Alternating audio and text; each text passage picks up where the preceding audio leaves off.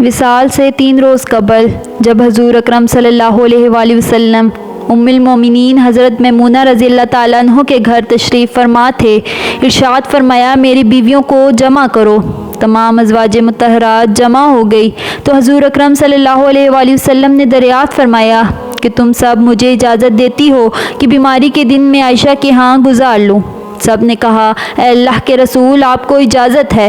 پھر آپ صلی اللہ علیہ وآلہ وسلم نے اٹھنا چاہا لیکن اٹھ نہ پائے تو حضرت علی بن ابی طالب اور حضرت فضل بن عباس رضی اللہ تعالیٰ عنہ آگے بڑھے اور حضرت محمد مصطفیٰ صلی اللہ علیہ وآلہ وسلم کو سہارے سے اٹھا کر حضرت میمونہ رضی اللہ تعالیٰ عنہ کے حجرے سے حضرت عائشہ رضی اللہ تعالیٰ عنہ کے حجرے کی طرف لے جانے لگے۔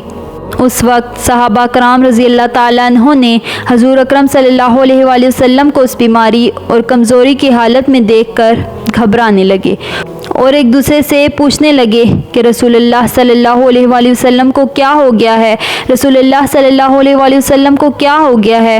چنانچہ صحابہ کرام رضی اللہ تعالیٰ عنہ مسجد میں جمع ہونا شروع ہو گئے اور مسجد نبوی میں رش لگ گیا۔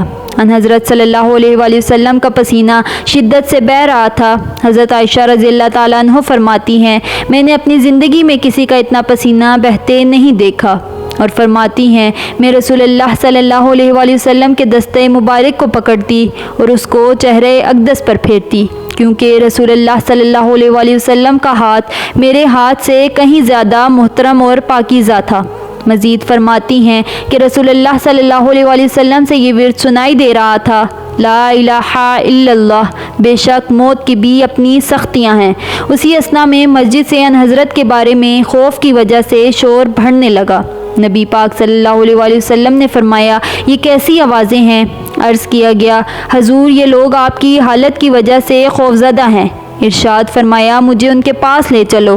پھر اٹھنے کا ارادہ فرمایا لیکن اٹھ نہ سکے تو آپ صلی اللہ علیہ وآلہ وسلم پر 7 مشکیزیں پانی کے بہائے گئے۔ تب کہیں جا کر کچھ افاقہ ہوا تو سہارے سے اٹھا کر ممبر پر لایا گیا۔ یہ رسول اللہ صلی اللہ علیہ وآلہ وسلم کا آخری خطبہ تھا اور آپ صلی اللہ علیہ وآلہ وسلم کے آخری کلمات تھے اے لوگو شاید تمہیں میری موت کا خوف ہے۔ سب نے کہا جی ہاں اللہ کے رسول۔ ارشاد فرمایا اے لوگو تم سے میری ملاقات کی جگہ دنیا نہیں ہے بلکہ تم سے میری ملاقات کی جگہ حوض کوثر ہے۔ اللہ کی قسم گویا کہ میں یہیں سے حوض کوثر دیکھ رہا ہوں۔ اے لوگو مجھے تم پر تنگ دستی کا خوف نہیں ہے بلکہ مجھے تم پر دنیا کی فراوانی کا خوف ہے کہ تم اس کے معاملے میں ایک دوسرے سے مقابلے میں لگ جاؤ گے جیسا کہ تم سے پچھلی امتوں والے لگ گئے، اور یہ دنیا تمہیں بھی ہلاک کر دے گی جیسے انہیں ہلاک کر دیا گیا۔ پھر مزید ارشاد فرمایا اے لوگو نماز کے معاملے میں اللہ سے ڈرو، اللہ سے ڈرو، نماز کے معاملے میں اللہ سے ڈرو، یعنی نماز کا عہد کرو کہ نماز کی پابندی کرو گے، اور یہی بات بار بار دہراتے رہے۔ پھر مزید فرمایا اے لوگو عورتوں کے معاملے میں اللہ سے ڈرو، میں تمہیں عورتوں سے نیک سلوک کی وصیت کرتا ہوں۔ مزید فرمایا اے لوگو ایک بندے کو اللہ نے اختیار دیا ہے کہ دنیا کو چن لے یا اسے چن لے، جو اللہ کے پاس ہے تو اس نے اسے پسند کیا جو اللہ کے پاس ہے۔ اس جملے سے حضور اکرم صلی اللہ علیہ وآلہ وسلم کا مطلب کوئی نہ سمجھا، حالانکہ ان کا مطلب حضور پاک صلی اللہ علیہ وآلہ وسلم کی اپنی ذات تھی۔ حضرت ابوبکر صدیق رضی اللہ تعالیٰ عنہ وہ تنہا شخص تھے جو اس بات کو سمجھے اور زارو کتار رونے لگے اور بلند آواز سے گھریا کرتے اٹھ کھڑے ہو گئے اور نبی پاک صلی اللہ علیہ وآلہ وسلم کی بات قطع کر کے پکارنے لگے ہمارے باپ دادا آپ پر قربان، ہماری مائیں آپ پر قربان، ہمارے بچے آپ پر قربان، ہمارے مال و دولت آپ پر قربان۔ روتے جاتے اور یہ کلمات کہتے جاتے۔ صحابہ کرام ناگواری سے حضرت ابوبکر صدیق رضی اللہ تعالیٰ عنہ کی طرف دیکھنے لگے کہ انہوں نے نبی پاک صلی اللہ علیہ وسلم کی بات کیسے قطع کر دی۔ اس پر نبی پاک صلی اللہ علیہ وآلہ وسلم نے حضرت ابوبکر صدیق رضی اللہ تعالیٰ عنہ کا دفاع ان الفاظ میں کیا اے لوگو ابوبکر کو چھوڑ دو کہ تم میں سے ایسا کوئی نہیں جس نے ہمارے ساتھ بھلائی کی ہو اور ہم نے اس کا بدلہ نہ دیا ہو سوائے ابوبکر کے۔ اس کا بدلہ میں نہیں دے سکا، اس کا بدلہ میں نے اللہ پر چھوڑ دیا ہے۔ مسجد نبوی کے کھلنے والے تمام دروازے بند کر دیے جائیں، سوائے ابو بکر کے دروازے کے جو کبھی بند نہ ہوگا۔ آخر میں اپنے وصال سے قبل مسلمانوں کے لیے آخری دعا کے طور پر ارشاد فرمایا، اللہ تمہیں تھکا نہ دے، تمہاری حفاظت کرے، تمہاری مدد کرے، تمہاری تائید کرے۔ اور آخری بات جو ممبر سے اتر کر ارشاد فرمائی وہ یہ ہے کہ اے لوگو، قیامت تک آنے والے میرے ہر امتی کو میرا سلام دینا۔ پھر ان حضرت صلی اللہ علیہ وآلہ وسلم کو دوبارہ سہارے سے اٹھا کر گھر لے جایا گیا۔ اسی اثنا میں حضرت عبد الرحمن بن ابی بکر رضی اللہ تعالیٰ عنہ خدمت اقدس میں حاضر ہوئے اور ان کے ہاتھ میں مسواک تھی، تو حضور اکرم صلی اللہ علیہ وآلہ وسلم مسواک کو دیکھنے لگے لیکن شدت مرض کی وجہ سے طلب نہ کر پائے۔ چنانچہ حضرت عائشہ رضی اللہ تعالیٰ عنہ حضور اکرم صلی اللہ علیہ وآلہ وسلم کے دیکھنے سے سمجھ گئی اور انہوں نے حضرت عبد الرحمن رضی اللہ تعالیٰ عنہ سے مسواک لے کر نبی پاک صلی اللہ علیہ وآلہ وسلم کے دہن مبارک میں رکھ دی، لیکن حضور پاک صلی اللہ علیہ وآلہ وسلم اسے استعمال نہ کر پائے۔ تو حضرت عائشہ رضی اللہ تعالیٰ عنہ نے حضور اکرم صلی اللہ علیہ وآلہ وسلم سے مسواک لے کر اپنے منہ سے نرم کی اور پھر حضور اکرم صلی اللہ علیہ وآلہ وسلم کو لوٹا دی تاکہ دہن مبارک اس سے تر رہیں۔ فرماتی ہیں آخری چیز جو حضور اکرم صلی اللہ علیہ وآلہ وسلم کے پیٹ میں گئی وہ میرا لعاب دہن تھا، اور یہ اللہ تبارک و تعالیٰ کا مجھ پر فضل ہی تھا کہ اس نے وصال سے قبل میرا اور نبی کریم صلی اللہ علیہ وآلہ وسلم کا لب دہن یکجا کر دیا۔ ام المومنین حضرت عائشہ صدیقہ مزید فرماتی ہیں پھر آپ صلی اللہ علیہ وآلہ وسلم کی بیٹی حضرت فاطمہ رضی اللہ تعالیٰ عنہ تشریف لائی اور آتے ہی رو پڑی کہ حضور اکرم صلی اللہ علیہ وآلہ وسلم اٹھ نہ سکے، کیونکہ حضرت محمد مصطفیٰ صلی اللہ علیہ وآلہ وسلم کا معمول تھا کہ جب بھی حضرت فاطمہ تشریف لاتی آپ صلی اللہ علیہ وآلہ وسلم ان کے ماتھے پر بوسہ دیتے۔ حضور اکرم صلی اللہ علیہ وآلہ وسلم نے فرمایا اے فاطمہ قریب آ جاؤ۔ پھر حضور اکرم صلی اللہ علیہ وآلہ وسلم نے ان کے کان میں کوئی بات کہی تو وہ مزید رونے لگی، بہت زیادہ رونے لگی۔ اس طرح روتا دیکھ کر حضور اکرم صلی اللہ علیہ وآلہ وسلم نے پھر فرمایا اے فاطمہ بیٹی قریب آؤ۔ دوبارہ ان کے کان میں کوئی بات کہی تو وہ خوش ہو گئی۔